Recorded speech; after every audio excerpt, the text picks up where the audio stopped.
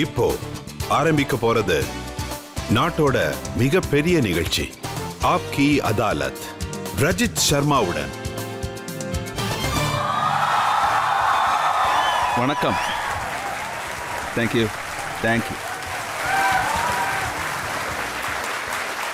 ஆப்கி அதாலத்தில் இன்னைக்கு நம்மோட விருந்தினர் ரொம்ப சிறந்த நபர். அவர் இஸ்லாமிக் ஸ்காலரா உலகம் முழுக்க ரொம்ப நல்ல பேரை சம்பாதிச்சிருக்காரு. இவர் எஜுகேஷனல் ஃபீல்டில் ரொம்ப நல்ல வேலைகளை செஞ்சிருக்காரு. இவர் முஸ்லிம்ஸோட நன்மைகளுக்காக ரொம்பவே கஷ்டப்பட்டிருக்காரு. இவர் அவரோட எண்ணங்களை சரியான முறையில் சொல்லுவார், மனசுலேருந்து சொல்லுவார். சின்ன சின்ன சண்டைகளை பெருசாக்க மாட்டார், அதை சால்வ் பண்ணுறதை தான் யோசிப்பார். ப்ளீஸ் வெல்கம் மௌலானா மெஹபூப் மதனி.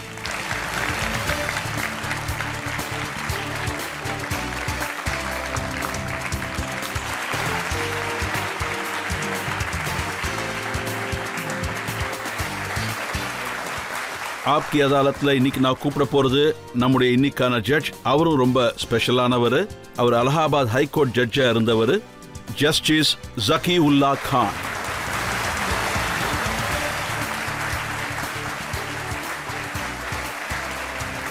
வழக்கு ஆரம்பிக்கலாம். வாங்க, இன்னைக்கு வழக்கு ஆரம்பிக்கலாம். ஆப்கி அதாலத்தில் மௌலானா மெஹபூப் மதானி மேலே போடப்பட்ட முதல் குற்றச்சாட்டு. ஆப்கி அதாலத்தில் ஜமியத் உலேமா ஹிந்தோட பிரசிடென்ட் மௌலானா மெஹமூத் மதனி மேல போடப்பட்ட குற்றச்சாட்டு என்னன்னா, இவருடைய எண்ணங்கள் எல்லாமே அவுட்டேட் ஆனது. மௌலானா சார், ஜமியத் உலேமா ஹிந்த் 105 வருஷம் பழமை வாய்ந்த ஆர்கனைசேஷன்றது உண்மைதான். அதனால அதோட எண்ணங்களும் 100 வருஷம் பழமையா இருக்க வேண்டிய அவசியம் இல்லைல்ல. இன்னைக்கு இருக்கிற இளைஞர்கள் அவங்க என்ன கம்ப்ளைண்ட் பண்றாங்கன்னா, அவங்க என்ன சொல்றாங்கன்னா, நாங்க தியோபந்துக்கு போனோம்னா நியூ ஜெனரேஷன்லேருந்து எங்களை ஒதுக்கி வைக்கிறாங்க, பெண்களை ரீல்ஸ் எடுக்க விட மாட்டாங்களாம். அப்படின்னா பொண்ணுங்க ரீல்ஸ் எடுக்கட்டும்னு நீங்க வக்காலத்து வாங்குறீங்களா? ஆமா, அவங்க ரீல்ஸ் எடுக்கணும், இன்ஸ்டாகிராம்ல போஸ்ட் பண்ணட்டுமே. இதுல என்னன்னா, எந்த இன்ஸ்டிடியூஷனா இருந்தாலும் அதுல ஒரு நோக்கம் இருக்கும். இதே மாதிரி மெயின் ஸ்ட்ரீம் இன்ஸ்டிடியூஷனும் இந்த மாதிரி பண்ணிக்கிட்டே இருக்காங்க. அதுல என்னன்னு பாத்தீங்கன்னா, அங்க மொபைல் யூஸ் பண்றதுல, அதோட யூனிஃபார்ம்ஸ்ல, இந்த மாதிரி பல விஷயங்கள்ல அதுல ரெஸ்ட்ரிக்ஷன் இருக்கு. இத பண்றது தாருல் உலூம் தேவகம் மட்டும் இல்ல. நாம ஒரு நல்ல என்விரான்மெண்ட்டை கிரியேட் பண்ணணும்னா அந்த இடத்துல படிக்கிறத தவிர எந்தவித டிஸ்ட்ராக்ஷனும் இருக்கக்கூடாது. இதை நீங்க ஒத்துக்குவீங்கன்னு நினைக்கிறேன். அதாவது மாடர்ன் ஜென்ரேஷனோட சேலஞ்சிங் விஷயத்துல மொபைலோட மிஸ்யூஸும் இருக்கு கண்டிப்பா.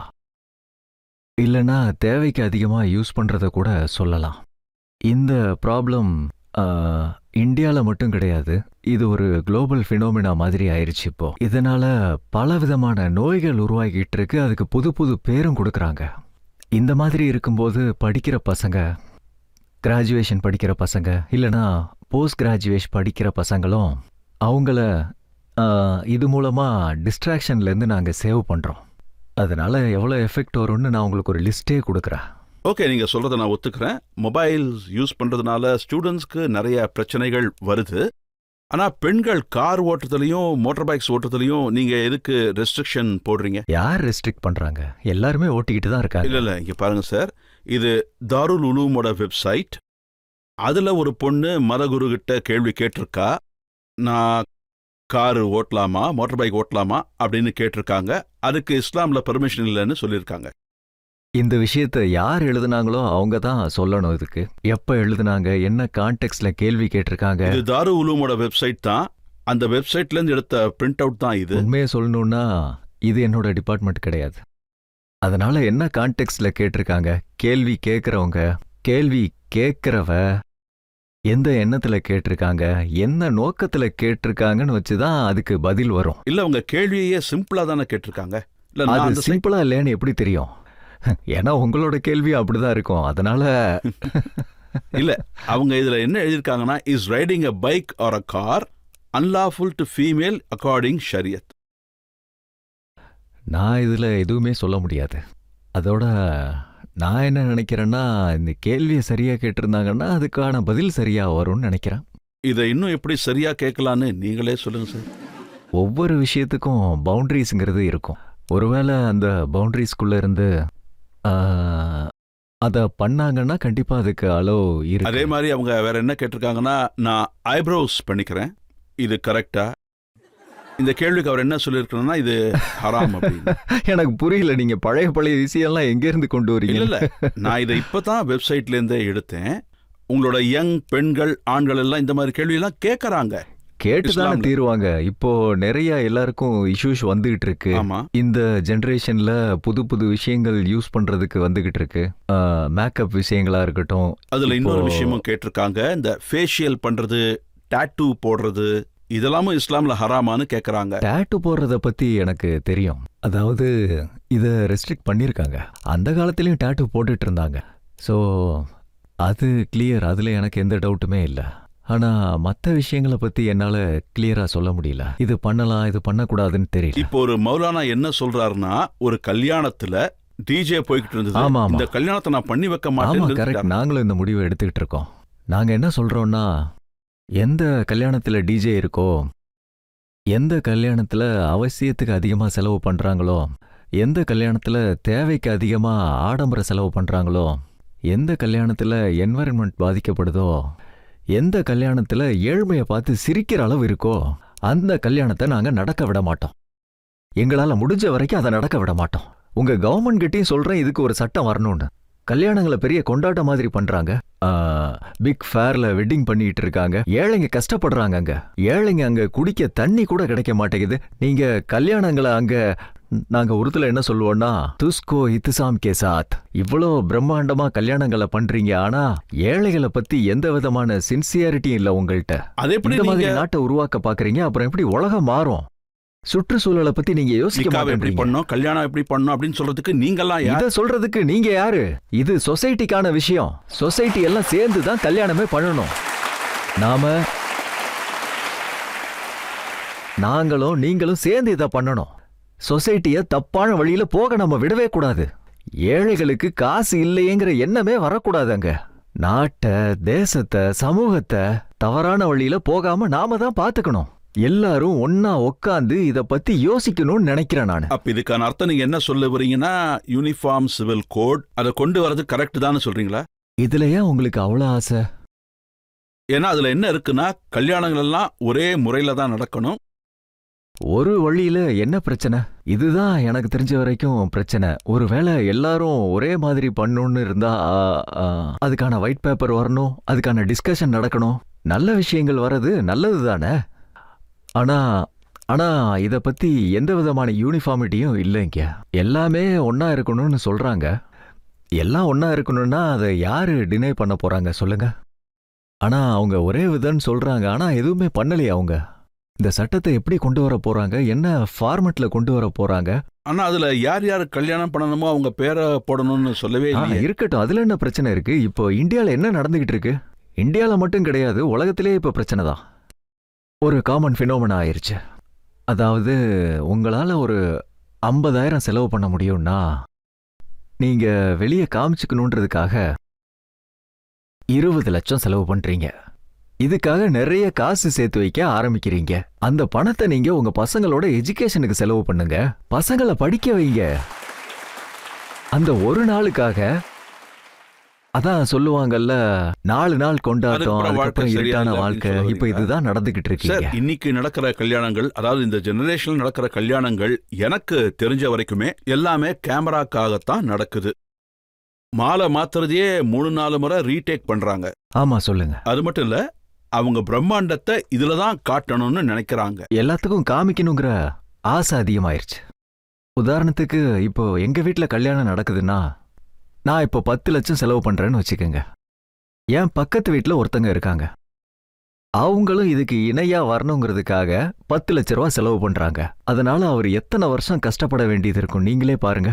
இதெல்லாம் சமூகத்தோட மிகப்பெரிய எதிரி சார். சமூகத்துக்கும் சமூகத்துல இருக்கிற ஆளுங்களுக்கும் உங்களை மாதிரி மிகப்பெரிய ஆளுக்கும் இது மிகப்பெரிய எதிரி. சார் நீங்க சொல்றது நல்ல விஷயம்தான், நிறைய செலவு வேண்டாம். ஆனா இஸ்லாம்ல பெண்கள் ஐப்ரோ பண்ணிக்கிறதுல ரெஸ்ட்ரிக்ஷன்ஸ் இருக்கு, கார் ஓட்டுறதுல ரெஸ்ட்ரிக்ஷன்ஸ் இருக்கு. அதே மாதிரி அவங்க கல்யாணத்துல மியூசிக் போடுறதுலயும் பிரச்சனைகள் இருக்குன்னு சொல்றீங்க. ஏன் உங்களுக்கு அதுல என்ன பிரச்சனை இருக்கு சொல்லுங்க. மியூசிக்லயும் பிரச்சனை இருக்கு. முதல்ல இருந்தே மியூசிக்ல இருக்கிற ஒரு மிகப்பெரிய ஒப்பீனியன் இருக்கு.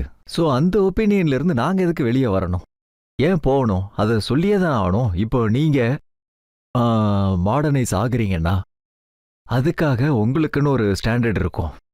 என்னோட ஸ்டாண்டர்ட் வேறையா கூட இருக்கலாம் இல்லையா? என்னை பொறுத்த வரைக்கும் மாடர்னைஸ் ஆகிறதுக்கான அர்த்தம் நாம உங்களை பத்தி, உங்களோட கஷ்டங்களை பத்தி, அதோட நம்ம அக்கம் பக்கம் இருக்கிறவங்கள பத்தி, நம்மளோட சரௌண்டிங், நம்ம நாட்டை பத்தி, நம்மளோட தேசத்தை பத்தி, சென்சிட்டிவிட்டியை பத்தி நாம அதிகமா அவேர் ஆகணும்னு சொல்றேன். மாடர்னைஸ் ஆகிறதுக்கான அர்த்தம் என்னன்னா, நாம தண்ணியை சேமிக்கிறத பத்தி அவேர் ஆகணும். தண்ணியை அழுக்காக்காம நம்ம நதிகளை பாதுகாக்கிறதுக்கான அவேர் ஆகணும். நாம பிளான்டேஷன் பண்றத பத்தி தெரிஞ்சுக்கணும். நாம குருவிகள் பறவைகளை பத்தி தெரிஞ்சுக்கணும். பட்டர்ஃப்ளை பத்தி அவேர்னஸ் வேணும் நமக்கு. என்ன பொறுத்த வரைக்கும் இதுதான் மாடர்னைசேஷன். நம்ம நாட்டோட பெண்களை பத்தி நீங்க நம்ம நாட்டோட பெண்கள், நம்ம நாட்டோட மகள்கள் சரிக்கு சமமான ரைட்ஸ் கிடைக்கணும். நாட்டோட மகள்களுக்கும் நம்மளோட மகள்களுக்கும் எல்லாத்துக்குமே ஈக்குவாலிட்டி கிடைக்கணும். ஈக்குவலான வாய்ப்புகள் கிடைக்கணும். அவங்களுக்குன்னு மரியாதை கொடுக்கணும், ஆப்பர்ச்சுனிட்டிஸ் கொடுக்கணும் அவங்களுக்கு. அத நீங்க பஜார் பொருளா மாத்திரக்கூடாது. ஃபத்வால அவங்க கார் ஓட்டக்கூடாது, மோட்டார் பைக்ஸ் ஓட்டக்கூடாது, ஐப்ரோ பண்ணிக்க கூடாது, மேக்கப் பண்ணிக்க கூடாது, எல்லா ரெஸ்ட்ரிக்ஷன்ஸும் பெண்களுக்கு தானா? ஆண்களுக்கு ஒண்ணுமே இல்லையா? ஆண்களுக்கும் இருக்கு, கண்டிப்பா இருக்கு. பசங்களுக்கும் இருக்கு. பசங்களுக்கு என்ன ரெஸ்ட்ரிக்ஷன்ஸ் இருக்கு? ஆண்களுக்கும் இது மாதிரி நிறைய ரெஸ்ட்ரிக்ஷன்கள் இருக்கு. அதுல சொல்ல போனா ஏதாவது சொல்லுங்க. ஒருவேளை இன்ஸ்டிடியூட்ல இருந்தா மொபைல் யூஸ் பண்ணவே விட மாட்டோம். அது 2 பேருக்கும் தானே? எல்லாருக்கும். அது ஆண்களுக்கும் ரெஸ்ட்ரிக்ஷன் இருக்கு. இதே மாதிரி இன்னும் நிறையவே இருக்கு. எவ்வளோன்னு நான் சொல்லிட்டே போக முடியும். ஃபத்வாவை கையில வச்சுக்கிட்டே நீங்க உட்காந்துருக்கீங்க. அப்படி இருக்கும் போது எனக்கு தாரு உலூம் வெப்சைட்ல இருந்து இந்த ஃபத்வாஸ் தான் கிடைச்சது. எல்லா ஃபத்வாஸ்க்கும் பெண்களுக்கு மட்டும்தான். இல்ல இல்ல இல்ல, நீங்க அதுல இருந்து செலக்ட் பண்ணி தேடி எடுத்திருக்கீங்க. மக்கள்ல இருந்து யாரோ கேள்வி கேட்கணும்னு சொன்னீங்க, கேட்கறதா இருந்தா கேட்கலாம். சொர்க்கத்துக்கு போனா அழகான கன்னி பெண்கள் கிடைப்பாங்கன்னு சொல்லுவாங்க. அது உண்மைதானா இல்ல வெறும் வாய்ப்பேச்சு தானா? ஒரு விஷயம் பாருங்க, ஒரு சமூகத்துல சிஸ்டமை டெவலப் பண்றோம்னா அதுல 2 விஷயங்கள் இருக்கும். பனிஷ்மெண்ட்டும் இருக்கும், ரிவார்டும் இருக்கும். ஸோ கண்டிப்பாக ரிவார்டுங்கிறது இருக்கும். அதை இன்னும் ஓவர் எம்பசைஸ் பண்ணுறாங்க. அதில் இருக்கிறத இன்னும் டபுள் ஆக்கி அவங்க பேசுகிறாங்க. சாரும் அதே மாதிரி இந்த மாதிரி விஷயங்களை தேடி அவர் கேட்டிருக்காரு, நம்ம ரஜித் சார். அதுவும் இதே மாதிரி தான். அது ரொம்ப எக்ஸாஜரேட் பண்ணி அதோட ப்ரொபகண்டாவை அவங்க ப்ரமோட் பண்ணுறாங்க. அதை தவிர தண்டனைகளும் நிறையா இருக்கு. ஒவ்வொரு மதத்திலையும், இது இஸ்லாம் பத்தி கிடையாது, ஒவ்வொரு மதத்திலையும் தண்டனைகளும் இருக்கு, ரிவார்டும் இருக்கு. ஒரு பாகிஸ்தான் ஜேர்னலிஸ்ட் ஒரு மதகுரு கிட்ட கேட்டிருக்காரு, என் ஹஸ்பண்டுக்கு சொர்க்கத்துக்கு போனா அழகான பெண்கள் கிடைப்பாங்க, எனக்கு என்ன கிடைக்கும்னு கேட்டிருக்காங்க. இதுல ஒரு ப்ராப்ளம் இருக்கு.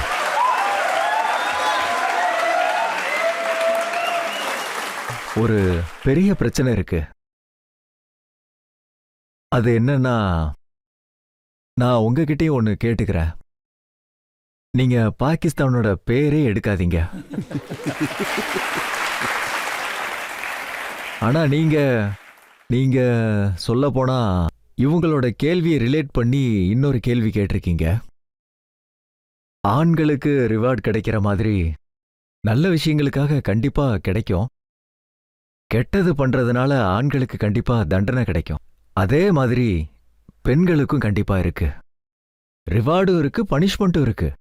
பெண்களுக்கு ஒரு மாதிரி, ஆண்களுக்கு ஒரு மாதிரின்லாம் கிடையாது. இதுக்கு அந்த மௌலானா சார் என்ன சொல்லியிருக்காருன்னா, உங்களுக்கு உங்க ஹஸ்பண்டே கிடைப்பாருன்னு சொல்லியிருக்காரு. அதுக்கு அவனை வச்சுக்கிட்டு நான் என்ன பண்ணுவேன்? நான் அவரை அக்செப்ட் பண்ணாமலே இருந்திருப்பனே. ஒருவேளை நான் பெண்ணா இருந்திருந்தேன்னா நான் என் ஹஸ்பண்டை சூஸ் பண்ணாம போறதுக்கும் வாய்ப்பு இருக்கு.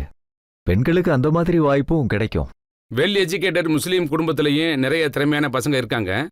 எத்தனை பசங்க இருக்கலாங்கிறத யாரு முடிவு பண்றாங்க? கடவுளா இல்ல ஃபேமிலியா?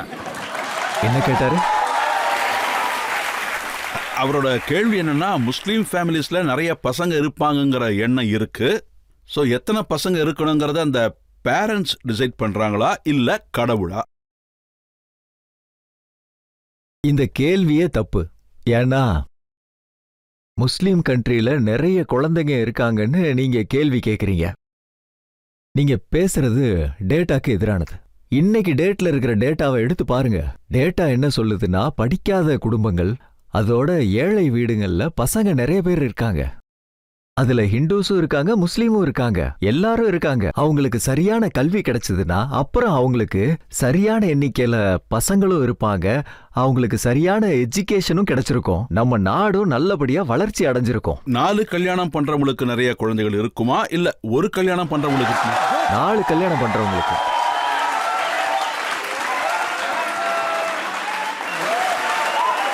இதுக்கான டேட்டாவும் இருக்கு.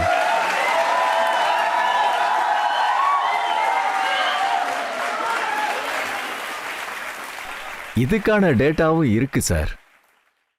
அதாவது இன்னைக்கு உலகம் எவ்வளவோ டெவலப் ஆயிருச்சு.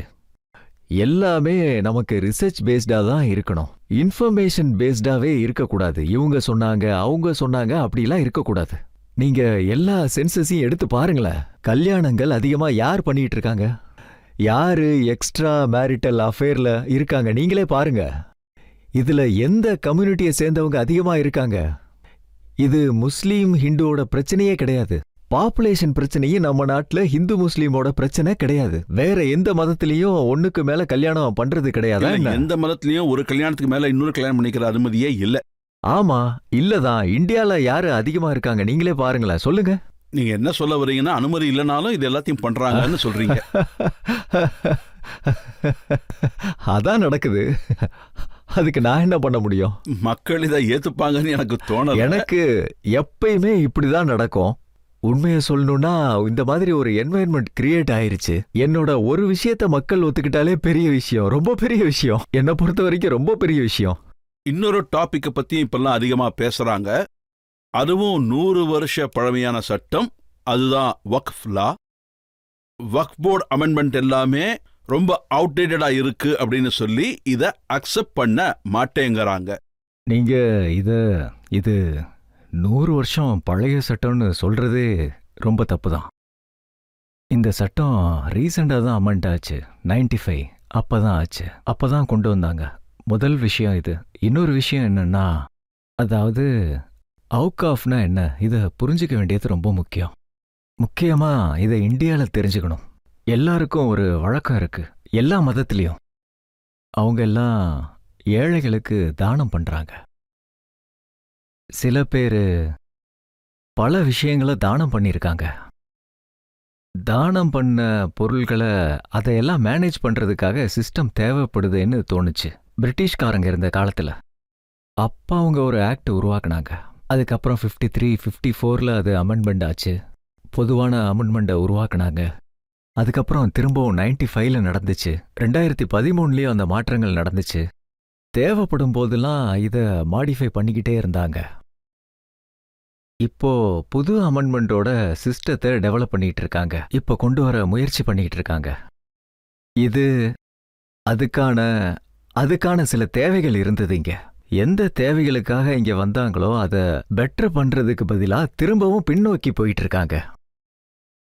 அப்போ இதுல 2-3 முக்கியமான விஷயங்கள் இருக்கு. வக்ஃப் கிட்ட நாடு முழுக்க 9 லட்சம் ஏக்கர் நிலம் இருக்கு. அவங்க 3வது இடத்துல இருக்காங்க. அதாவது ரயில்வேஸ் டிஃபென்ஸ் அப்புறம் அதிகமான நிலம் வச்சிருக்கிறது. அதாவது 2 ஸ்டேட் தான் மெயின், தமிழ்நாடு அதோட தெலுங்கானா ஆர் ஆந்திரா. 2 ஸ்டேட்ல இதை விட கிட்டத்தட்ட 1 லட்சம் ஏக்கரை விட அதிகமான நிலம் 2-3 ஹிந்து இண்டாமெண்ட்ஸ் கிட்ட இருக்கு. இன்னும் நான் இந்தியாவை பத்தி எதுவுமே முழுசா பேசல. இது இந்தியா முழுக்கவே இருக்கு. அதாவது நீங்க சொல்ற மாதிரி 7,40,000 7,60,000 ஏக்கர்னு சொல்றீங்க இல்லையா? அப்புறம் இதுல என்ன பிரச்சனைன்னா, சிலர் இதை ஆக்கிரமிச்சிட்டாங்க. நிறைய பேர் ஆக்கிரமிச்சிட்டாங்க. இதுல டிஃப்ரெண்ட் கவர்மெண்ட் டிபார்ட்மெண்ட்ஸும் இருக்கு, பிரைவேட்டும் இருக்கு, முஸ்லீம்ஸும் இருக்காங்க. இத மாத்தி இம்ப்ரூவ் பண்ணணும்னா என்ன பண்ணிருக்கணும்? ஆக்கிரமிச்சவங்கள தடுத்து நிறுத்தி இருக்கணும். இதை இம்ப்ரூவ் பண்றதுக்கு பதிலா இன்னும் மோசமாக்கிக்கிட்டே போறாங்க. ஆக்கிரமிப்பை காலி பண்ணணும்னு சொல்றீங்க. ஆனா உங்க சித்தப்பா ஹர்ஷத் மதனி சார் அவர் என்ன சொல்றாருன்னா, பெங்களூரோட ஏர்போர்ட் கட்டப்பட்டது அது வக்ஃப் போர்ட் நிலங்கிறாரு. அவர் சொன்னாருன்னா அவர் இத பத்தி ரிசர்ச் பண்ணிருப்பாரு. நான் இத பத்தி எந்த ரிசர்ச்சுமே பண்ணல. நாம மத்தவங்க சொல்றத பேசக்கூடாது. நாம அந்த அந்த ப்ராஜெக்ட பத்தி பேசுவோம். இது ஒரு ப்ராஜெக்ட். நீங்க சொல்ல வர இன்னைக்கு பாத்தீங்கன்னா நாட்டுல ஒரு நிலைமைய உருவாக்கி வச்சிருக்காங்க. அந்த நிலைமைய பார்க்கும்பொழுது ஏன்னு தெரியல, ஒருவேளை நான் தப்பா சொன்னா என்ன நீங்க கரெக்ட் பண்ணுங்க. அத பார்க்கும்போது எப்படி தோணுதுன்னா, அதாவது வக்ஃப் வக்ஃப் போர்ட் இந்தியாவோடது கிடையாது, ஏதோ பக்கத்து எதிரி நாட்டோட இது மாதிரி பண்றாங்க. முதல் விஷயம், வக்ஃப் போர்டு எப்படி கிரியேட் ஆகுது உங்களுக்கு தெரியுமா? எனக்கு தெரிஞ்ச வரைக்கும் வக்ஃப் போர்டு இந்தியாவோட முஸ்லிம்ஸ் தான் உருவாக்குனாங்க. சட்டம் என்ன சொல்லுதுன்னா, வக்ஃப் போர்ட் ஸ்டேட் கவர்மெண்ட் தான் உருவாக்கணும். சென்ட்ரல் வக்ஸ் உருவாக்கணும்னா சென்ட்ரல் கவர்மெண்ட் மினிஸ்டர் தான் உருவாக்குவாரு. நான் சொல்றது சரிதானே? முதல்ல நாங்க இப்படிதான் பண்ணிட்டு இருந்தோம். இதை நீங்க எஸ்ஜிபிசி மாதிரியே பண்ணிருங்களேன். ஸ்ரூமணி, குருத்வாரா, அரவிந்தர் கமிட்டி மாதிரி இன்சிடென்ட் தான் இதுவும் அதே மாதிரி தான் நடக்கணும்னு நினைக்கிறேன். இதுவரைக்கும் அப்படி நடக்கிறதே இல்ல. அவங்களுக்கு பிடிச்சவங்கள உட்கார வச்சுக்கிறாங்க, சரியா?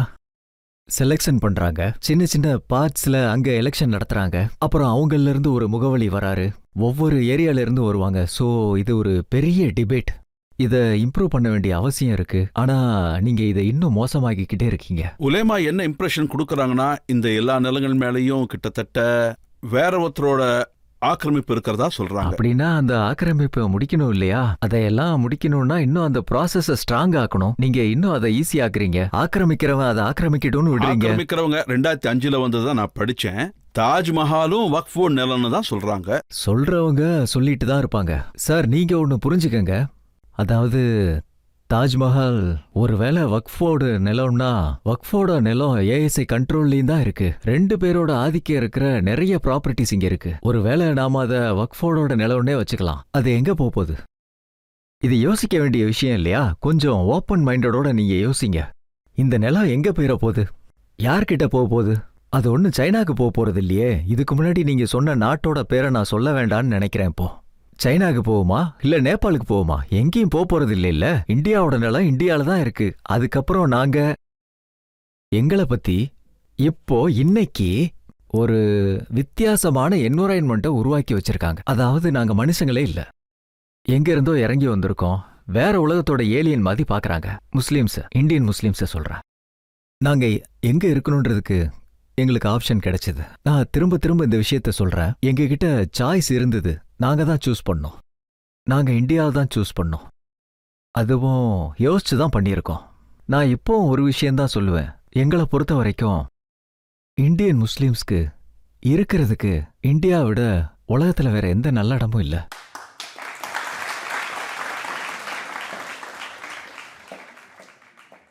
ஆனா இன்னைக்கு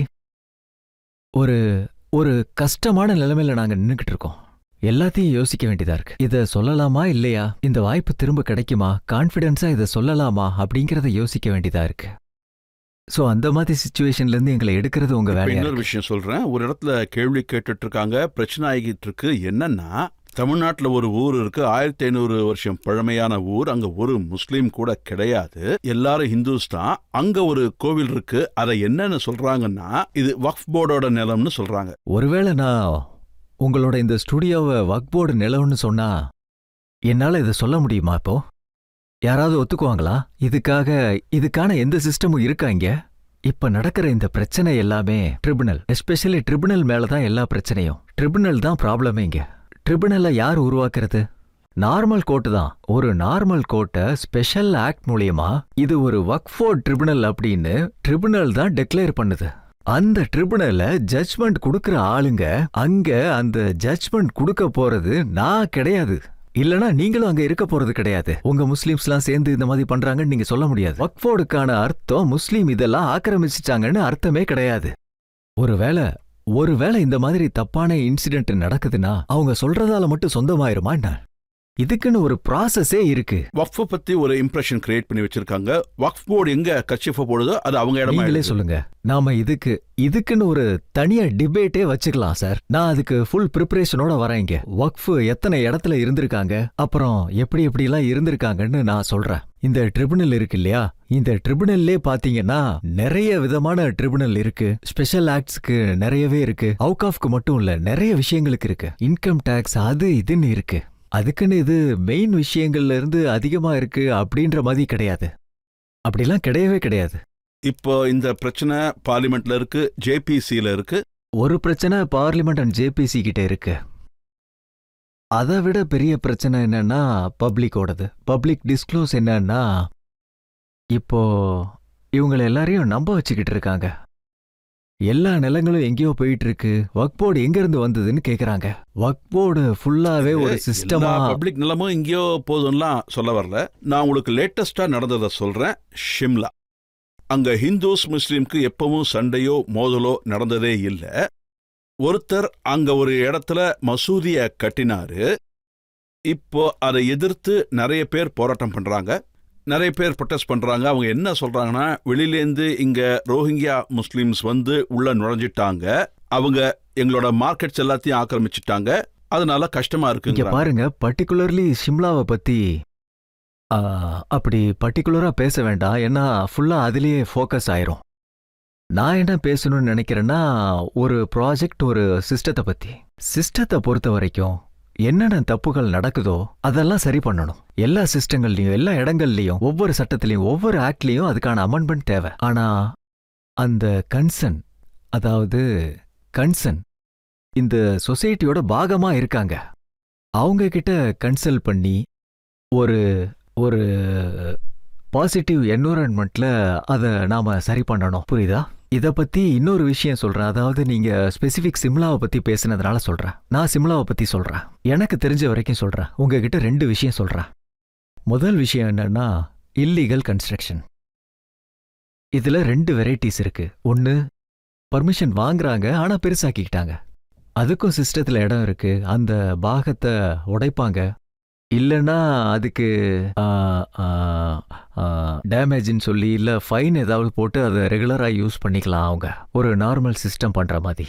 அந்த சிஸ்டம்லேயும் ஒவ்வொரு விஷயமும் அது இண்டிவிஜுவலாக இருக்கட்டும், இல்லைன்னா சொசைட்டியோடதாகவும் இருக்கட்டும், எல்லாருக்கும் ஒரு சட்டம், ஒரு சிஸ்டம்னு இருக்கு. அது மேலே தான் இம்ப்ளிமெண்டேஷன் நடக்கணும். இது எல்லாருக்குமே ஈக்குவல் தான். இப்ப அடுத்து அங்க இருக்கிறவங்க சொல்றது, அதாவது அவங்க மார்க்கெட்டை ஆக்கிரமிச்சதா சொல்றாங்க, அதாவது ரோஹிங்கியாஸ். சோ எனக்கு இப்ப ரோஹிங்கியாஸ் யாருன்னு சொல்றது ரொம்ப ஈஸி. அவங்களுக்குன்னு ஒரு அடையாளம் இருக்கு. ஒருவேளை என்கிட்ட இருந்தா நானும் ரோஹிங்கியா ஆயிருவேன் அப்படின்னு அவங்க நினைக்கிறது ரொம்ப தப்பு. நீங்க முதல்ல ஒரு சிஸ்டமுக்குள்ள போங்க, நீங்களே பாருங்க. அதுல இன்டெலிஜென்ஸ் ஏஜென்ட்ஸ்கள் இருக்கு, சொல்ல போனா எல்லாமே இருக்கு. ஒருவேளை யாராவது ஒருத்தர் டெல்லியை சார்ந்தவர், இப்ப நீங்களே பாத்தீங்க எத்தனை இடங்கள்ல எத்தனை விஷயங்கள் நடந்துகிட்டு இருக்கு. ஜமோலிலையும் நடந்துகிட்டு இருந்தது. 50 வருஷமா அங்க ஒருத்தர் இருக்காரு. அவரு ஓட வேண்டிய கட்டாயம் ஆயிருச்சு. அவர் மேல எந்த தப்பும் இல்ல. ஒருத்தர் தப்பு பண்ணா அந்த முழு கம்யூனிட்டிக்கும் அந்த தண்டனையை கொடுக்குறீங்க.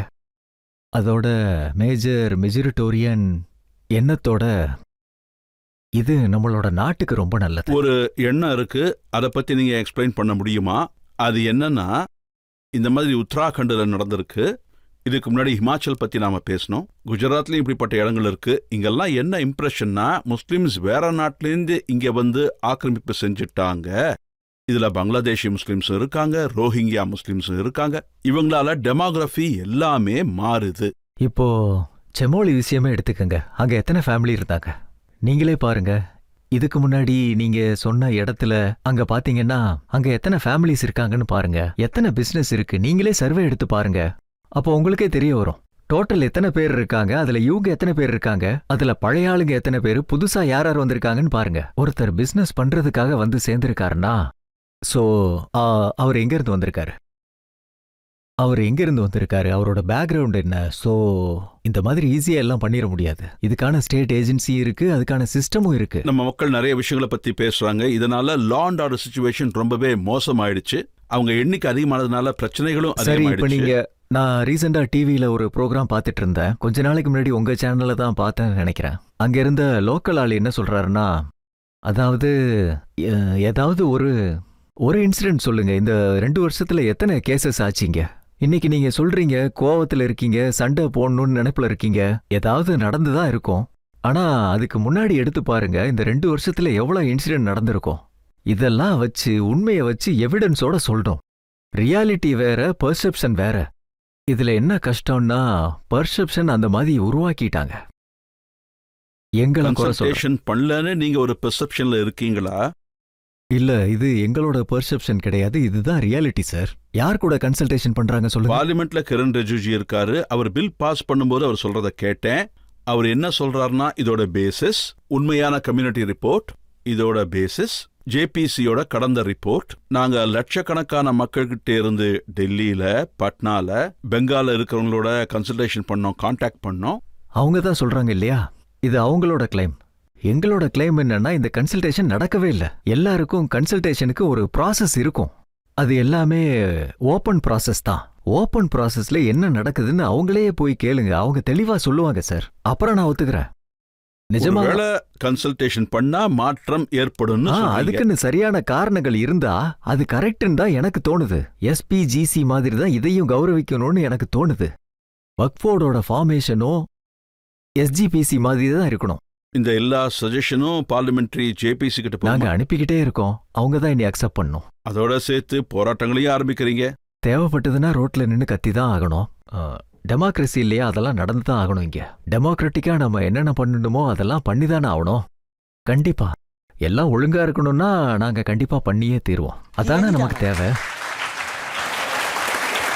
இப்போ ஒரு பிரேக் எடுத்துக்கலாம். பிரேக்குக்கு அப்புறம் ஆப்கி அதாலத்துல நாம மௌலானா மெஹமூத் மதனி கூட வழக்குகளை தொடர்ந்து பார்ப்போம்.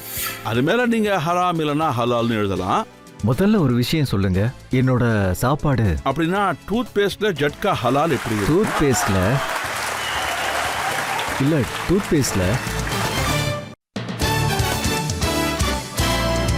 Welcome back. ஆப்கி அதாலத்துல இன்னைக்கு நம்மளோட விருந்தினர் ஜமியத் உலேமா ஹிந்தோட பிரசிடென்ட் மௌலானா மெஹமூத் மதனி.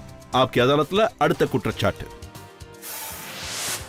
ஆப்கி அதாலத்துல ஜமியத் உலேமா ஹிந்தோட பிரசிடென்ட் மௌலானா மெஹமூத் மதனி மேல சுமத்தப்பட்ட குற்றச்சாட்டு என்னன்னா, மதத்தின் பெயரால தன்னுடைய வியாபாரத்தை நடத்துறாரு.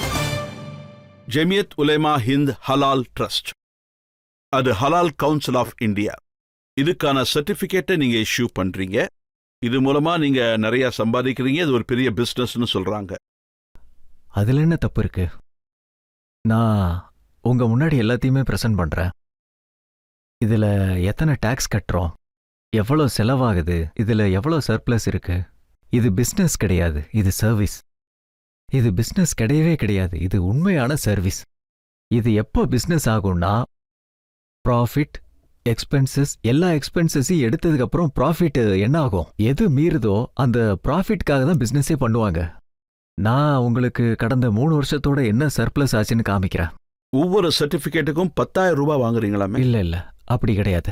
எந்த சர்டிபிகேட்டுக்கும் 10,000 ரூபாய் வாங்குறதே கிடையாது. உங்ககிட்ட இருக்கிறது தவறான இன்ஃபர்மேஷன். இது ரெஜிஸ்ட்ரேஷனுக்காக ஏதாவது ஒரு கம்பெனியோட 10 ப்ராடக்டை ரெஜிஸ்ட்ரேஷன் பண்ணணும். இந்த சிஸ்டம் பண்ணது நாங்க கிடையாது. இந்த சிஸ்டத்தை முழுக்க முழுக்க உருவாக்குனது மினிஸ்ட்ரி ஆஃப் ஃபுட் ப்ராசஸிங். அதோட டிஃப்ரெண்ட் டிபார்ட்மெண்ட்ஸ், ஐஎஸ்ஓ அண்ட் நாம இம்போர்ட் பண்ற அந்த கண்ட்ரீஸ்க்காக அவங்களுக்குன்னு சில சர்டிஃபிகேஷன் ப்ரொசீஜர் இருக்கும். அவங்களோட கொலாபரேஷனோட உங்களுக்கு தேவைப்படுறத வச்சு அவங்களோட முடிவுகளை வச்சு தான் இந்த சிஸ்டம் டெவலப் பண்றாங்க. இன்னொரு விஷயத்தை தெளிவா சொல்லுங்க. சாப்பாடு, குடிக்கிற தண்ணி, மீட்டா இருக்கட்டும், இந்த மாதிரியான பொருட்கள் அது மேல நீங்க ஹராம் இல்லனா ஹலால்னு எழுதலாம். ஆனா டூத் பேஸ்ட், சோப், ஆயில் இதெல்லாம் எப்படி ஹராம் இல்லனா ஹலால் ஆகும்? அது என்னன்னா, முதல்ல ஒரு விஷயம் சொல்லுங்க.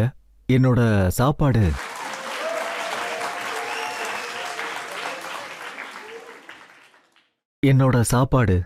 இந்த பாட்டில்ல வச்சிருக்க தண்ணி, இது ஒரு விஷயம். சம்பாதிக்கிற காசு, அதுவும் ஹராமா இருக்கிற வாய்ப்பு இருக்கு. நான் என் ஃப்ரெண்ட்ஸ் கிட்ட எப்பயுமே சொல்லுவேன், ஹராமா சம்பாரிச்சு சாப்பிடுறீங்க, ஹலால் ரெஸ்டாரண்ட்டை நீங்க தேடிட்டு இருக்கீங்க. அது எப்படி ஹலால் ஆகும்? நீங்க சம்பாதிக்கிற காசே ஹராமா இருக்கும் போது நீங்க சாப்பிட்றது மட்டும் எப்படி ஹலாலா இருக்கும்? இது நான் உங்களுக்கு ஹலாலா புரிய வைக்கிறதுக்காக சொல்றேன். தண்ணிக்கும் நீங்க இந்த சர்டிபிகேட் கொடுக்கணுமா என்ன? ஆமா, கண்டிப்பா தண்ணியையும் செக் பண்ணி ஆகணும். ஏன்னா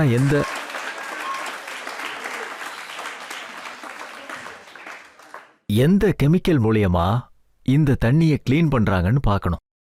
இல்லனா எதுல போட்டு எந்த மெஷின்ல போட்டு இந்த தண்ணியை க்ளீன் பண்றாங்கன்னு பார்க்கணும். அந்த தண்ணி கிளீனா இருக்கா இல்லையான்னு பார்க்கணும். ஒருவேளை கிளீனா இருந்தா அது ஹலால், இல்லைன்னா அது ஹராம். STF ஓட ஆபீசர்ஸ் அவங்க என்ன சொல்றாங்கன்னா, ரீசெண்டா எடுத்த ஹலால் கவுன்சில் ஆஃப் இந்தியா படி ப்ராடக்ட்ஸை வெரிஃபிகேஷன் பண்ணாமலே ஹலால் கவுன்சில் ஆஃப் இந்தியா வேற, அப்புறம் ஹலால் ட்ரஸ்ட் வேற. அத பத்தி சொல்லுங்க. அத பத்தி தான் சொல்றேன். சொல்லுங்க. லேப் டெஸ்டிங் பண்ணாமலேயே அவங்க சர்டிபிகேட் இஷ்யூ பண்றாங்க. முதல் விஷயம் என்னன்னா, இந்த பதில்ல 2 விஷயம் இருக்கு. முதல் விஷயம் என்னன்னா, அவங்க சொல்றதுனால எதுவும் ஆக போறதில்ல, அது கோர்ட் விஷயம், அது ஜுடிஷரி பார்த்துக்கும். 2வது விஷயம் என்னன்னா, நாங்க ஹலால் கவுன்சில் ஆஃப் இந்தியாவை நான் ரெப்ரசன்டேட் பண்றது கிடையாது, எனக்கு ரிலேட்டட் கிடையாது. உங்களை பத்தி அவங்க என்ன சொல்றாங்கன்னா, மௌலானா மெஹபூப் மதனி ஸ்பெஷல் டாஸ்க் ஃபோர்ஸ் வழியா 6 மணி நேரம் இன்வெஸ்டிகேஷன் இல்ல, 2 நாள் நடந்துச்சு, அதுக்கப்புறம் இன்னும் 2 நாள் நடந்துச்சு. நான் மட்டும்தான் அங்க போயிருக்கேன், அங்க வேற யாருமே போல. சுப்ரீம் கோர்ட்ல இருந்து ப்ரொடெக்ஷன் கிடைச்சது, எனக்கும் கிடைச்சது. நான் அங்க போனேன். நான் அங்க போய் கண்டிப்பா கேள்விகள் கேட்பேன். உங்ககிட்ட என்ன கேட்டாங்க, நீங்க என்ன சொன்னீங்க? உங்ககிட்ட என்ன சொல்றனோ அதுதான். ஒருவேளை தண்ணி சுத்தமா இல்லைன்னா, அழுக்கான தண்ணியா இருக்குன்னா அதை மெஷின்ல சுத்தம் பண்றீங்க. அதை ஒரு அழுக்கான இடத்துல இருந்து அதை ரிசோர்ஸ் பண்றீங்க. அதுக்கான சோர்ஸும் அழுக்காதான் இருக்கு. அப்ப அது ஹலால் இல்ல, ஹராம் தான். ஹலால்கான அர்த்தம் அறுக்கிறது கிடையாது. அது ரொம்ப தவறான புரிதல். இத்தனை நாளா நாங்க இதை வெட்டுறது மட்டும்தான் நினைச்சோம். ஹலால் வேற ஜட்கா வேறன்னு இப்பதான் எங்களுக்கு புரியும். ரொம்ப சிம்பிளான வித்தியாசம், ரொம்ப சின்ன பார்ட். அப்படின்னா டூத் பேஸ்ட்ல ஜட்கா ஹலால் எப்படி? டூத்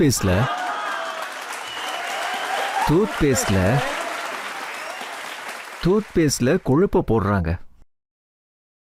அதுல சில விஷயங்கள் யூஸ் பண்றாங்க. நான் வெஜிடேரியனுக்காகவும் பேசுறேன். அதுல சேர்க்கிற விஷயங்கள்லாம் ஜெலட்டினால, அனிமலோட போன்ஸால செய்யப்படுது. அப்படின்னா அது சரியானது இல்லை இல்லையா? அது நம்ம வாய்க்குள்ள போட்டு யூஸ் பண்றோம், அது எப்படி செய்யும்? என்ன? தண்ணியும் தான் நம்ம சாப்பிடுறோம், அப்ப அதுலயும் தான் இதே மாதிரி. தேங்காய் எண்ணெயிலயும் இதே ப்ராசஸ் தானே. ஒரு அனிமலோட கொழுப்பு சேர்க்கறாங்கன்னு வச்சுக்கோங்க, அப்ப அதுலயும் நம்ம உங்க சர்டிபிகேட் இல்ல புரிஞ்சுக்கங்க, இது எங்களோட கண்டிஷன்ஸ் மட்டுமே கிடையாது. இது இம்போர்ட்டிங் கண்ட்ரியோட கண்டிஷன்.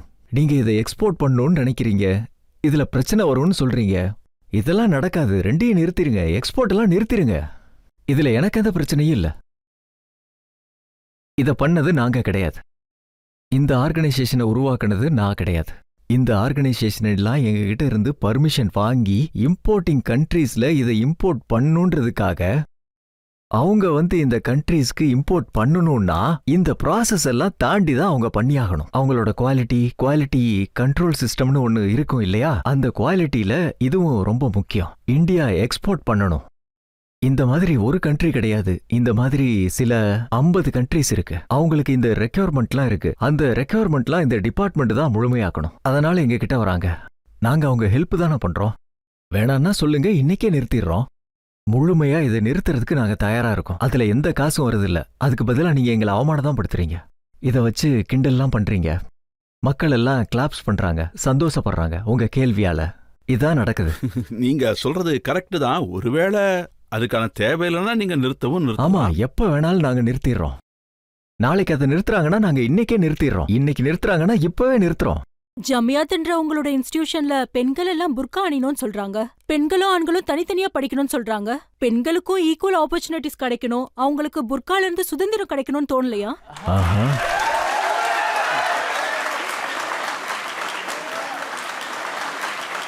நீங்க கேட்டது நிஜமாவே ரொம்ப வேலிடான கொஸ்டின் தான். இதுல எந்த தப்பும் இல்ல, சரியான கேள்விதான் இது. ஒரு விஷயம் என்னன்னா, புர்கால இருந்து சுதந்திரம் கிடைக்கணும்னு சொல்றீங்க. இது உங்களோட கேள்வி. என்னோட எண்ணம் என்னன்னா, புர்கால இருந்து சுதந்திரம் கிடைக்குதோ இல்லையோ, பெண்களுக்கு கண்டிப்பா கல்வி கிடைக்கணும், அதுவும் தரமான கல்வி. ஒரு பெண் புர்கா போடலன்னு வைங்க, உங்களையே எடுத்துக்கங்களேன். உங்களுக்கு படிக்கிறதுக்கான எல்லா ஆப்பர்ச்சுனிட்டியும் கிடைக்கணும், உங்களுக்கு சேஃபான ஒரு என்வரான்மெண்ட்டும் அங்க இருக்கிற மாதிரி இருக்கணும். இப்போ நீங்களே ஹிஜாப் போட்டிருக்கீங்க. ஹிஜாப் நீங்க போடுறதுனால உங்களை நீங்க ரொம்ப சேஃபா ஃபீல் பண்றீங்க இல்லையா? நீங்க அப்படி நல்லபடியா ஃபீல் பண்றீங்கன்னா, இப்போ நீங்க ஹிஜாப் போட்டிருக்கிறதுனால படிக்கிறதுக்கான ஆப்பர்ச்சுனிட்டி உங்களுக்கு கிடைக்கலன்னா, இப்படி ஒரு நிலைமை ஏற்படுதுன்னா இது நல்ல விஷயமா இல்ல அது நல்ல விஷயமா? எங்களோட எண்ணம் என்னன்னா, நீங்க ஹிஜாப் போடக்கூடாதுன்னு நினைக்கிறீங்கன்னா உங்களுக்கு வாழ்த்துக்கள்.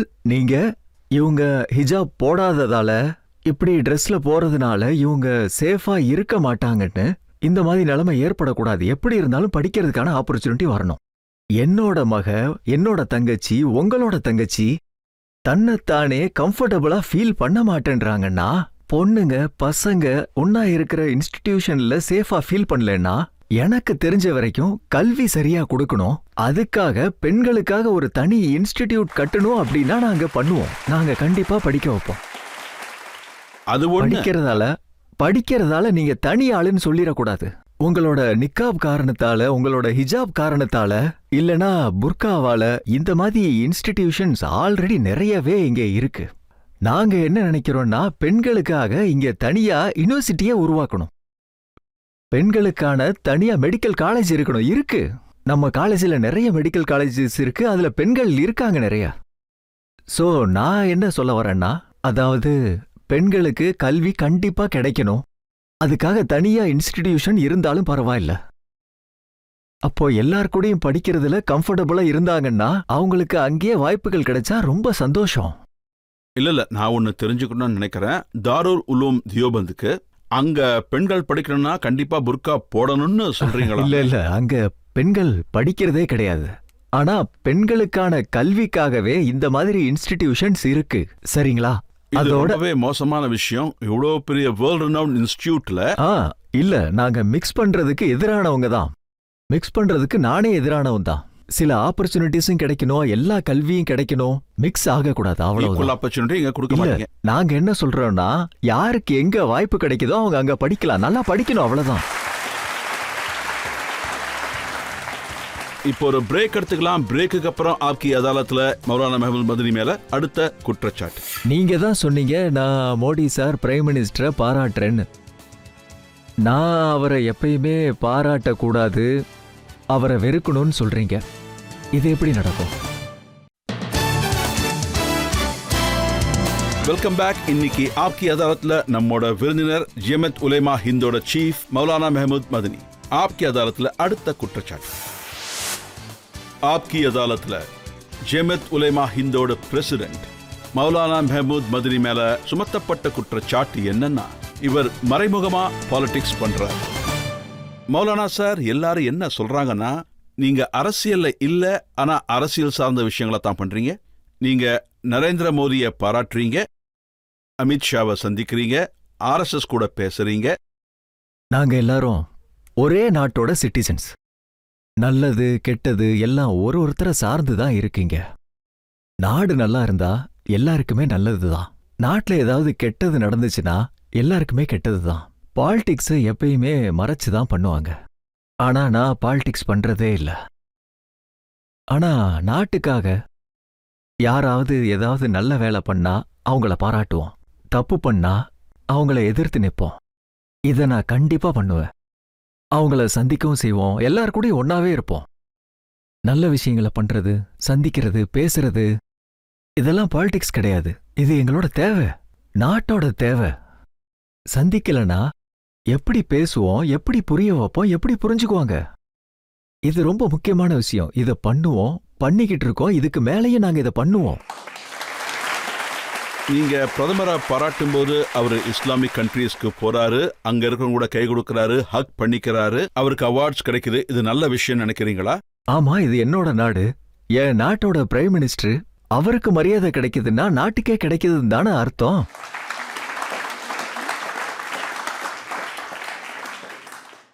நான் அவரோட எல்லா பாலிசிஸையும் மரியாதை வச்சிருக்கேன், அதை ஃபாலோவும் செய்வேன்.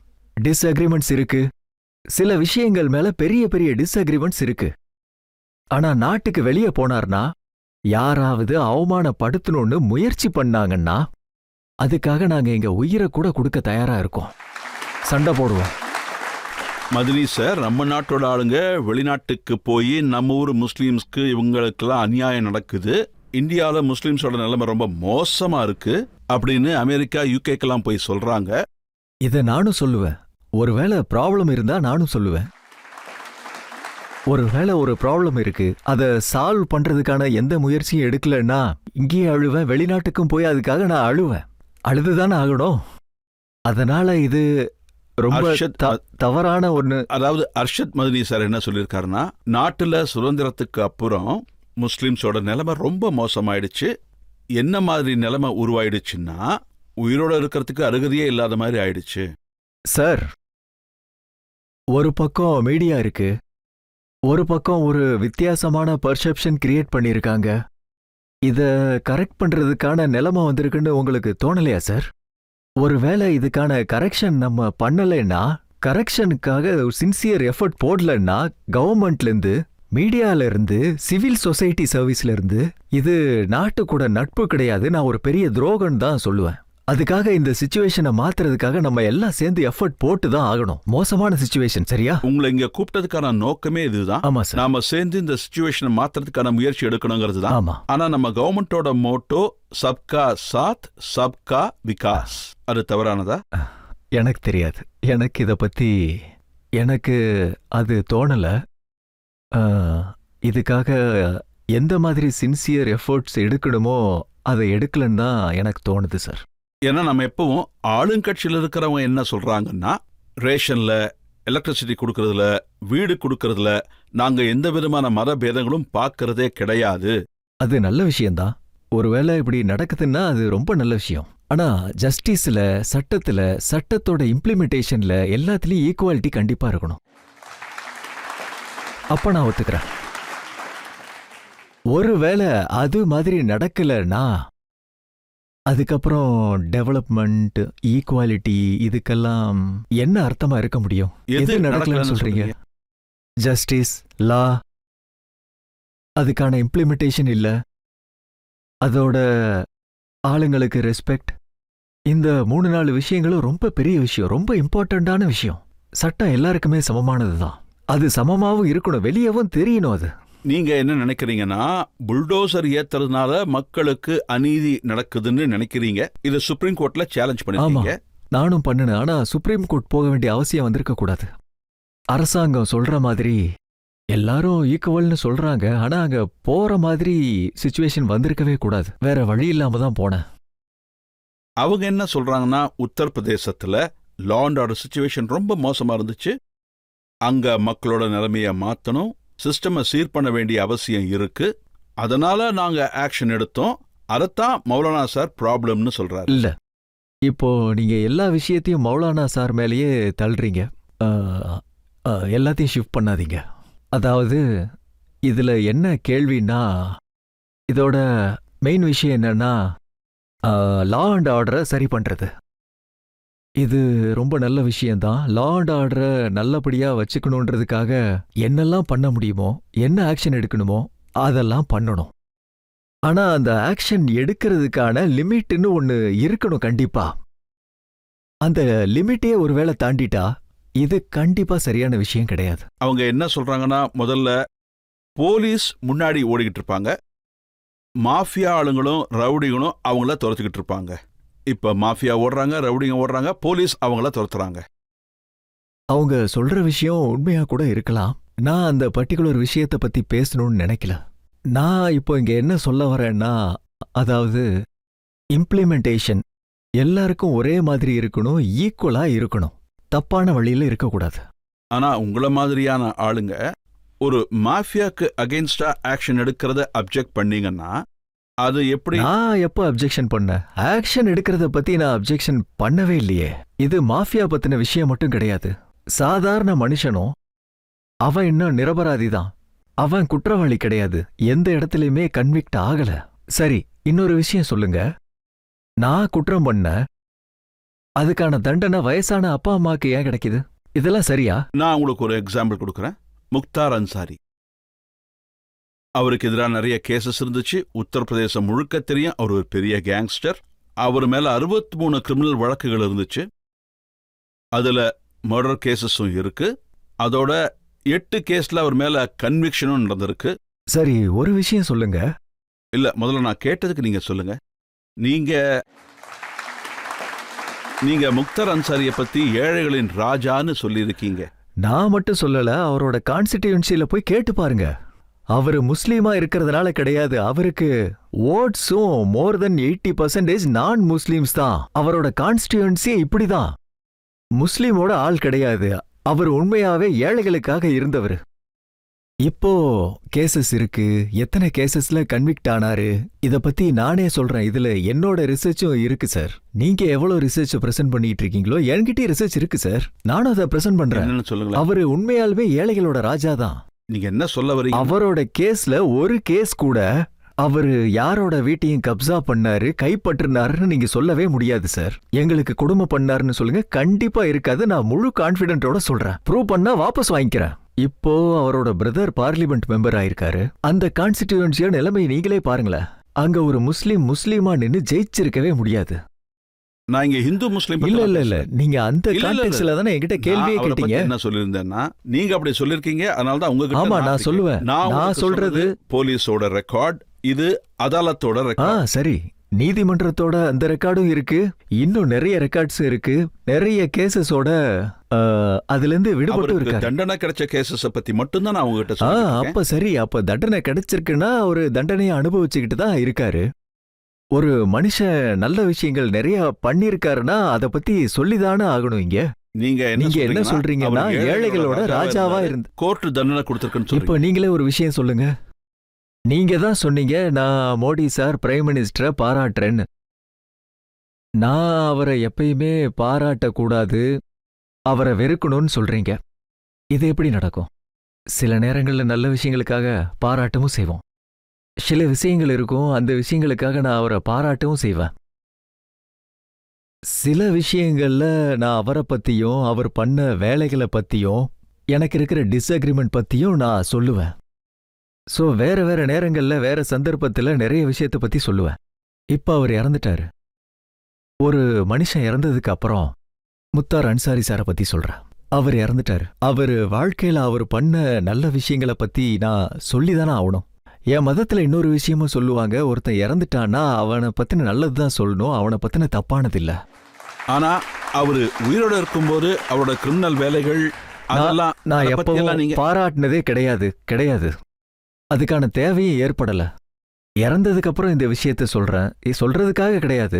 கான்ஸ்டிடியூன்சி மொத்தம் இதுதான் சொல்லும். யாரோ ஒருத்தர் டிஸ்அக்ரிமெண்ட் ஆறதுனால டோட்டலா கெட்டவர்னு சொல்லிட முடியாது. யாரோ ஒருத்தர் அக்ரி பண்றதுனால நல்லவர் ரொம்ப நல்லது மட்டும்தான் பண்றாருன்னு நம்ம சொல்லிட முடியாது. நானும் நிறைய தவறுகள் பண்ணியிருக்கலாம். ஒரு கேஸ் தான். இதை தவிர அவர் உத்தரப்பிரதேசத்துல மாஃபியாக்கு எதிராக, ரவுடிஸ்க்கு எதிராக ஆக்ஷன் நடந்திருக்கு, என்கவுண்டர்ஸ் நடந்திருக்கு. இப்ப சிச்சுவேஷன் பெட்டரா இருக்கு. இதை ஒத்துக்கிறீங்களா? பார்ஷியலி நான் இதை அக்ரி பண்றேன். கண்டிப்பா அக்ரி பண்றேன். இதை நான் ஒத்துக்கிறேன். அதோட நல்ல விஷயங்களை நல்ல விதத்துல பாசிட்டிவா எடுத்துக்கணும். ஆனா அதுக்குன்னு லிமிட் கொஞ்சம் இருக்கணும். ஆனா ஒரே ஒரு கம்யூனிட்டிக்கு எதிரா இந்த ஆக்ஷன்ஸ் எடுக்க கூடாதுன்னு நான் சொல்ல வரேன். ஒரே ஒரு கம்யூனிட்டியை மட்டும் எந்த விதமான பார்ஷியாலிட்டியும் பார்க்காம ஆக்ஷன் எடுக்கிறாங்கன்னா இது ரொம்ப நல்ல விஷயம்தான். இது எல்லாருக்குமே நடக்கணும். ரொம்ப நல்லா சொன்னீங்க. ஆடியன்ஸ் யாராவது கேள்வி கேட்கறதா கேட்கலாம். ராமர் கோவிலோட ஃபவுண்டேஷன் நடக்கும்போது நீங்க ஒரு ஸ்டேட்மெண்ட் கொடுத்திருந்தீங்க. ஒரு நாட்டோடைய பிரதம மந்திரி ஒரு கோவிலோட இல்ல அப்படி இல்லைன்னா ஒரு மதம் சார்ந்த எந்த இடத்தோடைய ஃபவுண்டேஷனுக்கு நீங்க போக கூடாதுன்னு சொல்றீங்க. ஏன் ஒரு ரிப்போர்ட் வந்தது, அதுல 2 விஷயங்கள் இருந்தது. அங்க மசூதியோட ஃபவுண்டேஷன் கட்ட போறதா சொன்னாங்க. அப்போ அதுவும் நடந்துட்டு இருந்தது. அது சரியா தப்பான்னு தெரியல. பிரைம் மினிஸ்டர் அங்க போவாரு, அவங்க கொடுத்த 5 ஏக்கர் நிலத்துல ஃபவுண்டேஷன் போட போறதா சொன்னாங்க. அதான் விஷயம். அதே டைம் இன்னொரு விஷயமும் நடந்துட்டு இருந்தது. நான் கொடுத்த ஸ்டேட்மெண்டோட கான்டெக்ஸ்டும் அதான் சொல்லியிருப்பேன். இன்னைக்கு நான் இதே தான் சொல்றேன். அதாவது என்னோட நேஷன்ல இந்த மாதிரி பதவியில உட்கார்ந்திருக்க யாரா இருந்தாலும் எந்த விதமான ரிலீஜியஸ் ஆக்டிவிட்டிலையும் லீட் பண்ணக்கூடாதுன்னு நான் நினைக்கிறேன். இன்னைக்கு நான் இதுல தான் நிக்கிறேன். அந்த கான்டெக்ஸ்ட்ல கிடையாது. இது என்னோட ஜெனரல் ஒப்பீனியன். இதுல நான் இன்னைக்கு ஸ்ட்ராங்கா தான் நிக்கிறேன்.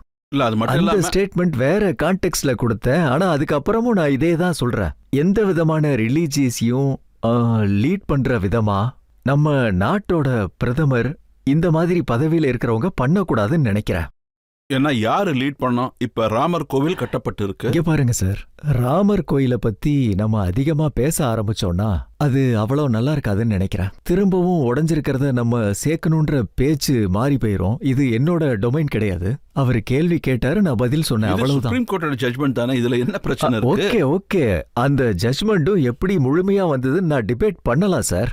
ஜட்மெண்ட்ல அவங்க எத்தனை விஷயங்களை சொன்னாங்க, இத பத்திலாம் நம்ம பேச ஆரம்பிச்சோம்னா இது வேற மாதிரி போயிரும் சார். அதை பத்தி பேசி யூஸ் இல்ல. அத நீங்க அப்படியே வச்சிருங்க. இந்த விஷயத்தை நம்ம இதோட விட்டுருவோம். ஓகே, நான் உங்க சென்டிமெண்ட்டுக்கு மதிப்பு கொடுக்குறேன். நன்றி. இப்போ ஒரு பிரேக் எடுத்துக்கலாம். பிரேக்குக்கு அப்புறம் மௌலானா மெஹபூப் மதனியோட வழக்குகளை நாம தொடருவோம். சொல்றேன், எல்லாருக்குமே நடக்குது. லிஞ்சிங் நடக்குது. தலித்ஸ் இருக்காங்க, சிலர் ட்ரைபல்ஸ் இருக்காங்க, முஸ்லீம்ஸ் இருக்காங்க. மைனாரிட்டியில முஸ்லீம் அதிகமா இருக்கிறதுனால நீங்க அவங்கள பத்தி பேசுறீங்க. ஆனா முஸ்லீமுக்கு மட்டும் இப்படி நடக்குதுன்னு சொன்னா அது தப்பான விஷயம். எல்லாருக்கும் நடக்குது, முஸ்லீமுக்கு அதிகமா நடக்குது. Welcome back. ஆப்கி அதாலத்ல இன்னைக்கு நம்மோட விருந்தினர் மௌலானா மெஹபூப் மதனி. ஆப்கி அதாலத்ல அடுத்த குற்றச்சாட்டு. ஆப்கி அதாலத்ல ஜமியா மில்லியத் உலைமாவோட பிரசிடென்ட் மௌலானா மெஹபூப் மதனி மேல போடப்பட்ட குற்றச்சாட்டு என்னன்னா, குற்றவாளிகளுக்கு இவர் சப்போர்ட் கொடுக்கறாரு. இது நான் சொல்ற குற்றச்சாட்டு இல்ல, சென்ட்ரல் கவர்மெண்டோட மினிஸ்டர் கிரிராஜ் சிங். அவர் என்ன சொல்றாருன்னா, தேபந்த் டெரரிஸ்டோட இன்னொரு கேங். மேலும் அவர் என்ன சொல்லியிருக்காருன்னா, ஹஃபீஸ் சயீத் மாதிரி ஆளுங்க கூட தேபந்துக்கு கனெக்ஷன் இருக்குன்னு. அவங்களுக்கு வாழ்த்துக்கள் சொல்லிக்கிறேன், என் மனமார்ந்த வாழ்த்துக்கள்.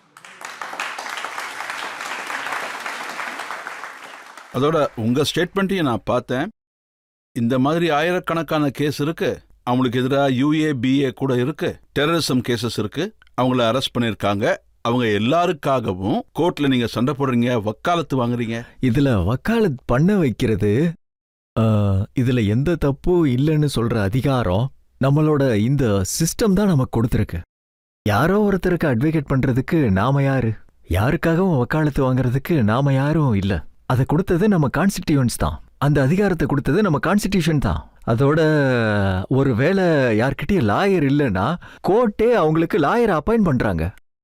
சோ இது யார்கிட்ட வக்கீல் இல்லையோ, வக்கீல் இல்லையோ அவங்க டெரரிஸ்டா இருந்தாலும் நீங்க வக்கீல் அப்பாயிண்ட் பண்ணுவீங்களா? இல்ல, யாரு டெரரிஸ்ட்ங்கிறது இதுக்கான முடிவை லா என்ஃபோர்ஸ்மெண்ட் ஏஜென்சிஸ் பண்ணுவாங்க, இல்லனா ஜுடிஷரி பண்ணும்.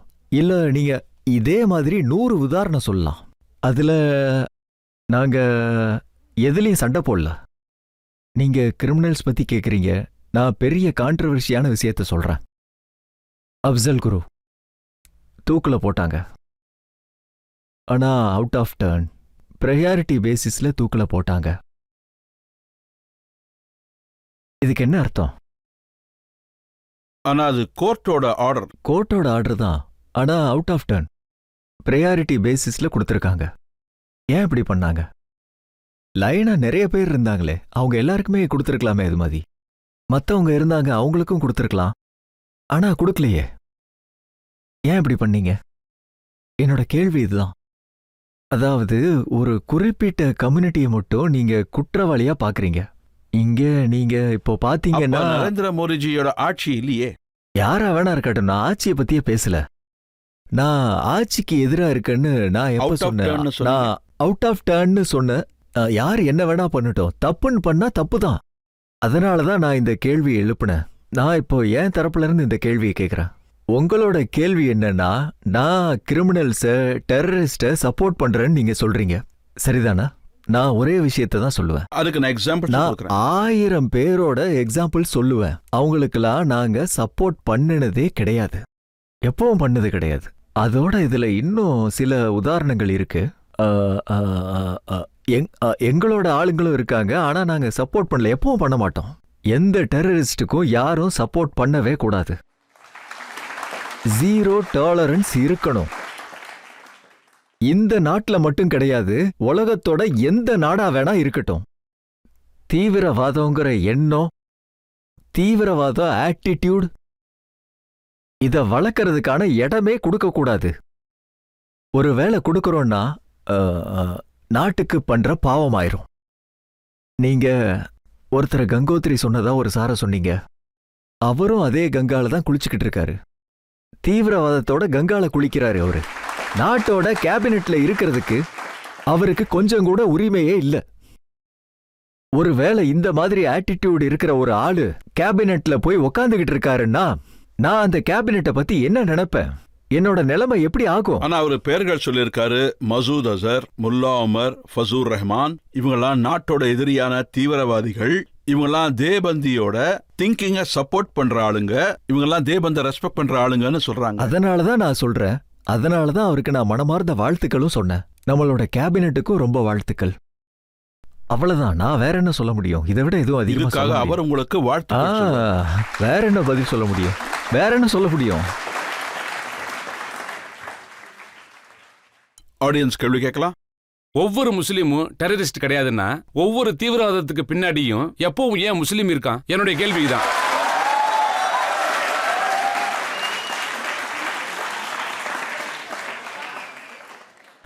இது ரொம்ப பழைய தேஞ்சு போன கேள்வி ஆயிருச்சு. இதுக்கான பதில ரொம்ப முன்னாடியே நாங்க நிறைய சொல்லிட்டோம். இப்போ ரீசன்ட்லி பஸ்தர்ல, அது மட்டும் இல்ல, கடந்த சில வருஷமா நடந்த இன்சிடென்ட்டை பாத்தீங்கன்னா நிறைய இன்சிடென்ட்ஸ் நடந்திருக்கு. அதுல இறந்து போன நம்மளோட சோல்ஜர்ஸ், ஒருவேளை அவங்களோட ரேஷியோ எடுத்து பாத்தீங்கன்னா அதுல முஸ்லீம் தரப்புல இருந்து அதுல செய்யப்பட்ட இன்சிடென்ட்டோ, அதோட நான் இப்போ ஹிந்துன்னு சொல்ல மாட்டேன். ஹிந்துன்னு சொன்னா இப்போ ஹிந்து முஸ்லீம்க்கு பிரச்சனை மாதிரி ஆயிரும். 70 and 30 ரேஷியோ கூட கிடைக்காது. அங்க 70%. அங்க இருந்து அஸ்ஸாம்ல இருந்து ஆரம்பிச்சு சென்ட்ரல் இந்தியா வரைக்கும் பாருங்க. இது எல்லா இடத்துலயும் பாருங்க. இன்னொரு விஷயம், இத நம்ம மதத்தோட லென்ஸால பார்க்க கூடாது கண்டிப்பா. ஏன்னா காஷ்மீரோட இன்சிடென்ட்ட ஒருவேளை மதத்தோட கண்ணாடியில பாத்தீங்கன்னா அப்போ அது நியாயமாதி எனக்கு கண்டிப்பா தெரியல. இது ரொம்ப அநியாயமான விஷயம். அது மதத்தோட பிரச்சனை இல்ல. அது மதத்தோட பிரச்சனை இல்லையே. அது ரீஜனலோட விஷயம். அது பஸ்தராவோட தான் இருக்கட்டும், இல்லைன்னா பாராமுல்லாவா இருக்கட்டும், யாரா வேணா இருக்கட்டும். நீங்க சொல்றத நான் ஒத்துக்கிறேன். எந்த டெரரிஸ்டும் சரி, ஒருத்தனை கொல்றானா அது ரிலிஜனுக்காக கிடையாது. அது ஹிந்துவா இருக்கட்டும், சீக்கா இருக்கட்டும், ஒரு முஸ்லீமா இருக்கட்டும். இதைத்தானே நீங்க சொல்றீங்க? இது ரொம்ப சின்ன விஷயம். பெரிய விஷயம் என்னன்னா, இந்த பிரச்சனை லோக்கலைஸ்ட் கண்டிப்பா ஆகணும், நேஷனலைஸ்ட் ஆகக்கூடாது. இத எந்தவித மதத்து கூடயும் சேர்த்து பேசக்கூடாது, குறிப்பா முஸ்லீம்களோட. அதாவது இவரு இப்போ எதுக்காக இந்த கேள்வி கேட்கிறாருன்னா, ஏன்னா இப்போ இங்க இந்த மாதிரி என்வரான்மெண்ட் கிரியேட் பண்ணிட்டாங்க. இந்த கிரியேட் பண்ண என்வாரன்மெண்ட் பத்தி மொத்த உலகத்திலையும் பேசிட்டு இருக்காங்க. இந்தியால முஸ்லிம்ஸ்க்கு எதிராக நிறைய கொடுமைகள் நடக்குது, லிஞ்சிங் நடக்குது. அவங்க சார் நடக்குது இல்லையா? ஆனா அந்த லிஞ்சிங்க்கு எதிராக நீங்க எதுவுமே சொல்றது இல்லையே. அப்படின்னா பிரச்சனை இருக்குல்ல. அப்ப லிஞ்சிங்க்கு எதிராக நீங்க பேசணும்ல. அது கூட டெரரிசம் தானே? நான் சொல்றதுக்கு மன்னிச்சிருங்க, என்ன மன்னிச்சிருங்க. அது கூட டெரரிசம் தான். அந்த டெரரிசமை நிறுத்துறதுக்கு நாங்க 0 டாலரன்ஸோட சண்டை போட வேண்டியதா இருக்கு. அந்த கன்விக்ஷனோட நாங்க சண்டை போட வேண்டியதா இருக்கு. இதை நாங்க கண்டிப்பா நடக்க விட மாட்டோம். இதையும் நடக்க விட மாட்டோம், அதையும் நடக்க விட மாட்டோம். அது கன்விக்ஷன் இல்ல. இதோட கன்விக்ஷன் மீடியா கிட்டயும் இல்ல, கவர்மெண்ட் கிட்டயும் இல்ல, லா என்ஃபோர்ஸ்மெண்ட் ஏஜென்ட்ஸ் கிட்டயும் இல்ல. ஆனா இங்க முஸ்லிம்ஸ் மட்டும்தான் லிஞ்சிங் பண்றது அப்படிங்கறது கிடையாது இல்லையா? நீங்க சொன்ன மாதிரி டெரரிசம்ங்கிறது ஹிந்துஸும் இருக்காங்க. யாருக்கு வேணா நடக்கும். நீங்க சொல்றது சரிதான். லிஸ்டே இருக்கு சார். நான் முஸ்லீமை பத்தியே பேசல சார். எனக்கு ஒரு பழக்கம் இருக்கு, என்ன மன்னிச்சிருங்க. நான் இங்க முஸ்லீம்ஸ பத்தி பேசல. நாம இந்த நாட்டுல இருக்கோம்னா நான் இந்த நாட்டை பத்தி பேசுறேன். நான் முஸ்லீமை பத்தியே பேசல. இது வரைக்கும் கேள்விப்பட்டேன். நான் முஸ்லீமை பத்தி பேசணும்னா பெரிய நான்சென்ஸ் சார். உண்மைதான், முஸ்லீமோட இஷ்யூஸும் வருது. நீங்க ஒரு விஷயம் நல்லா புரிஞ்சுக்கணும் சார். நான் இங்க ஜமியத் பத்தியும் பேசுறேன். ஜமியத் உலமாயின் ஹிந்த். இது ஒரு முஸ்லீம் ஆர்கனைசேஷனா இருக்கக்கூடாது. இது இந்த நாட்டோட ஆர்கனைசேஷன். முதல்ல நாங்க இந்த நாட்டை பத்தி யோசிக்காம எந்த விஷயத்தையும் பண்ணலைன்னா இது நாங்க பண்ற பெரிய தப்பாயிரும், நாட்டுக்கு பண்ற பெரிய துரோகம் ஆயிரும். ஒருவேளை நாங்க ஜமியத் உல்மாயின் ஹிந்த்ல இருக்கோம்னா நாங்க இருக்கிறது நாட்டுக்காக தான். இப்ப நீங்க லிஞ்சிங் எல்லா தரப்புலேருந்தும் ஆகுதுன்னு ஒத்துக்கிறீங்க. ஆனா அநீதியை பத்தி பேசும்போது ஹிந்துஸ்க்கும் அநீதி நடக்குதுன்னு நீங்க சொல்லவே மாட்டேங்கிறீங்களே. அதான் சொல்றேன், எல்லாருக்குமே நடக்குது. லிஞ்சிங் நடக்குது. தலித்ஸ் இருக்காங்க, சிலர் ட்ரைபல்ஸ் இருக்காங்க, முஸ்லீம்ஸ் இருக்காங்க. மைனாரிட்டியில முஸ்லீம் அதிகமா இருக்கிறதுனால நீங்க அவங்கள பத்தி பேசுறீங்க. ஆனா முஸ்லீமுக்கு மட்டும் இப்படி நடக்குதுன்னு நான் சொல்லவே இல்லை.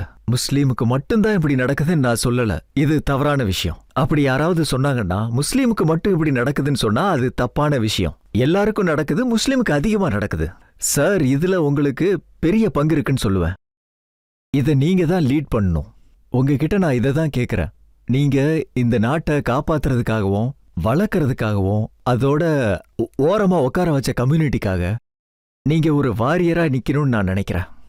உங்கள மாதிரி ஆளுகிட்ட நான் இதை தான் எதிர்பார்க்கறேன். சாரி, நான் இதெல்லாம் பண்ண வேண்டிய அவசியம். நான் உங்ககிட்ட ஒரு வாக்கு கொடுக்கறேன். இந்த வேலையிலிருந்து நான் எப்பவும் பின்வாங்க மாட்டேன். அதுக்கு நான் ரொம்ப கடமைப்பட்டிருக்கேன் சார். ஆப்கி அதாலத்தில் நம்ம வழக்கு நடத்துறது மௌலானா மெஹமூத் மதனி மேல. இப்போ ஒரு பிரேக் எடுத்துக்கலாம். பிரேக்குக்கு அப்புறம் இன்னைக்கான ஜட்ஜோட தீர்ப்பு என்னன்னு கேட்போம்.